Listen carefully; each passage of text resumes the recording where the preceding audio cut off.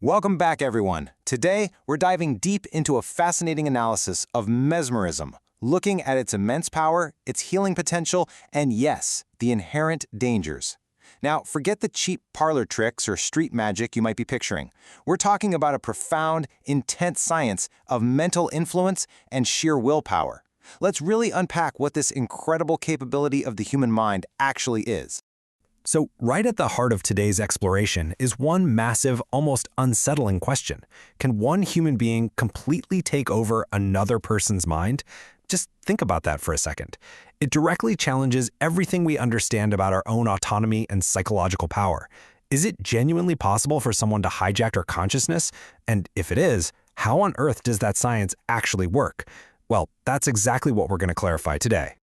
Now here's the kicker. Mesmerism absolutely isn't for everyone. If you're just casually curious or a bit impatient, this is definitely not the path for you. It demands rigorous, intense mental conditioning. We're talking about immense patience, an unbreakable, firm resolve, and totally unwavering faith. Without these foundational traits, you literally cannot take a single step forward in this complex mental discipline. You need a highly focused and completely steady mind to even stand a chance at success. Let's think about how we usually define strength. Just like physical strength lets us protect the weak or care for the sick in the physical world, a highly developed mental strength, which is what mesmerism is, allows us to heal and guide others on a psychological level. It's a perfect parallel. A strong body creates change in the physical realm, and a powerful mind creates change in the mental realm. Okay, before we go any further, let's nail down exactly what we're talking about here. What actually is mesmerism? Quite simply, it's the ability to use your mental willpower entirely at your own discretion. It's the focused, intentional application of your mental energy. There's no magical miracle happening here. It's practically an art form, the art of directing your own raw mental energy and effectively applying it to someone else. So how does this actually play out in practice? The practitioner, the mesmerizer, usually starts by locking eyes with the subject. From there, they begin transferring their own mental energy, effectively guiding the person into a profoundly deep state known as yogic sleep. And the moment the subject enters this state, the mesmerizer gains absolute, undisputed authority over both their mental and physical faculties. It's pretty wild. And just to prove how absolute this control really is, the subject will obey completely absurd commands in this state. I mean, they might stick their tongue out for hours without questioning it, or even happily eat dirt thinking it's a delicious piece of candy. But, and this is a massive but, we have to stress that using this profound mental connection for cheap entertainment or street tricks is considered a grave offense. It's a huge insult to the power itself. The immense responsibility here is perfectly captured by a brilliant metaphor from our source material. It says, if someone completely controls a vault, they can take or leave whatever they want. Think about it. The human subconscious is exactly like a highly secure vault, packed with precious gems and deep-seated thoughts. When a mesmerizer gets the key to that vault, their power, and consequently their responsibility, becomes practically limitless. To really visualize how this therapeutic process works, picture a master engineer.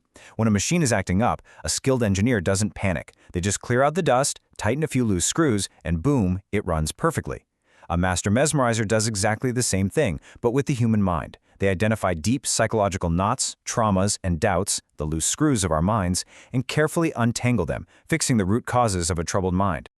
Now, if you want to understand how this actually heals the physical body, we have to look at the relationship between mind and body. The body on its own, it's really nothing, just a bundle of 5 physical elements. The mind is the true ruler. Consciousness belongs entirely to the mind. You can see this clearly in advanced yogis who can literally sit in deep meditation and consciously stop their own heartbeat. Complete control over the mind ultimately means complete control over the physical body. So, what's the direct result of all this? Because the mind is the absolute ruler, using mesmerism to sweep out the mind's trash, all those distortions and deeply held traumas, has a massive, direct impact on the physical body. Clearing mental tangles literally translates to physical healing. It makes this practice a remarkably effective system capable of uprooting severe mental and physical illnesses all at the very same time. But it gets even better. A mesmerizer isn't just a mechanic fixing what's broken. They can also act like a master farmer. The source text talks about planting seeds of virtue in the incredibly fertile soil of someone else's mind. This means that when used correctly, this discipline can elevate an ordinary, perhaps overlooked person and set them on the path to becoming a truly great soul. It's all about awakening their ultimate dormant potential. Of course, we have to address the dark side, because every profound tool casts a shadow. What happens when a practitioner gives in to their base desires and unethical intentions? Well, the text doesn't hold back. It explicitly labels them a demon or a Brahm Rakshas. This is a psychological monster who twists and abuses this sacred knowledge purely for their own selfish gain and to ruthlessly dominate others. And the fallout from these unethical psychic attacks? It is absolutely horrifying. A malicious attack can completely devastate the victim. We're talking about driving someone to madness, causing physical collapse, totally draining their mental powers, forcing them into complete subjugation, or even leading to death. It is literally the most cruel and terrifying form of mental slavery and assault you could imagine. Because the stakes are so high, the text issues a very stern, uncompromising warning to any corrupt practitioners out there. The justice of the universe absolutely does not tolerate this kind of evil. The supreme, just power can step in and strip an abusive practitioner of all their abilities in a single, devastating strike. Ultimately, this kind of unethical sin completely consumes and destroys the attacker themselves. So, having explored the immense healing capabilities of this mental discipline, its power to transform lives, and its genuinely terrifying risks, we are left with one incredibly urgent question.